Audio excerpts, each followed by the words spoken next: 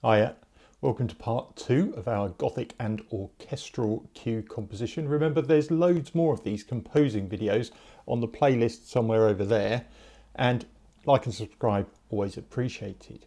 What we need to do today is structure this into at least a 1:30 cue, and looking at it, we're already up to over 30 seconds. So I've got a feeling this is probably going to border more on a 2-minute cue because we'll need some time to build things in and out. What we have from the end of part 1 is actually something that works quite nicely as an ending. So what I'm going to do is move this out to about 2 minutes, then structure this to be a build-in intro. Then we're going to need some sort of middle section.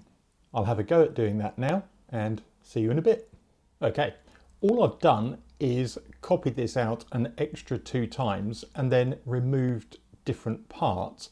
I'm aware I'm going to have to go back in and do some automation, or maybe changing the filters or adding some audio effects to change up the sound as we go through, because we don't want it sounding all the same. The other slight change I've made is I haven't got this thump at the end, or this quick reverse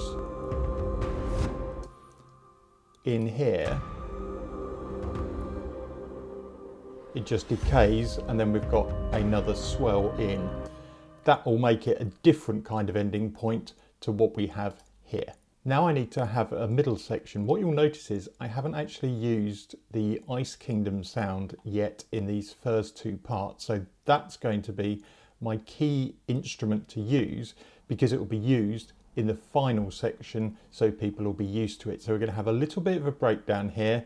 We're not going to change key because that makes it a bit awkward sometimes for music supervisors. And it's going to be slightly sparser, maybe actually introduce another element, a bit more bass, but we'll see how that goes and see you in a second.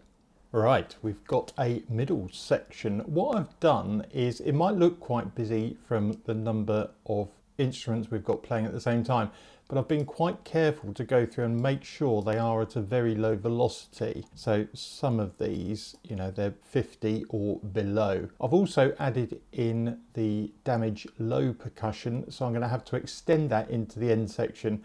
And again, I've introduced a bass. Now I might have to automate this because it comes in quite loud, as you'll hear here. Don't know if that needs to be introduced a little bit subtler.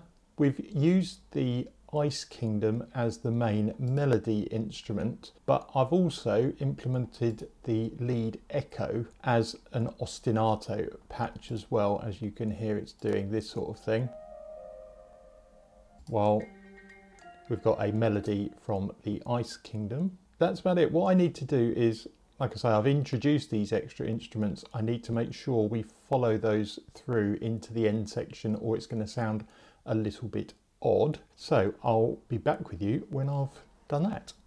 Okay, so I've added those instruments to the ending now, and as you can see, I've put in some automation for the bass to come in. I've also put in this high cut frequency so that the lead echo comes in slowly. I thought it'd be interesting to show you how I go about this really quickly. So for example, if I want these high damage samples to come in slower, the way I do it is on track edit, and make sure I'm on the volume automation. I click 1 before, 1 after, and then another one where you want to start. Make sure it's before the sound. And then over those 2 sections, it is slowly going to build back to our 0 dB level. Why do I know it's 0 dB? Because when I listen to the track at the end with the high loops at 0 dB.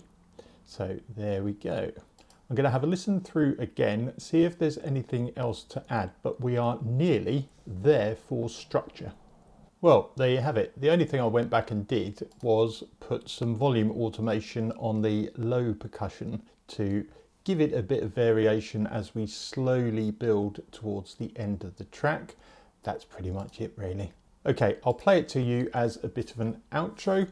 Like and subscribe, always appreciated, and I'll see you in the final part where we're going to mix and master it into stems. See you in the next one.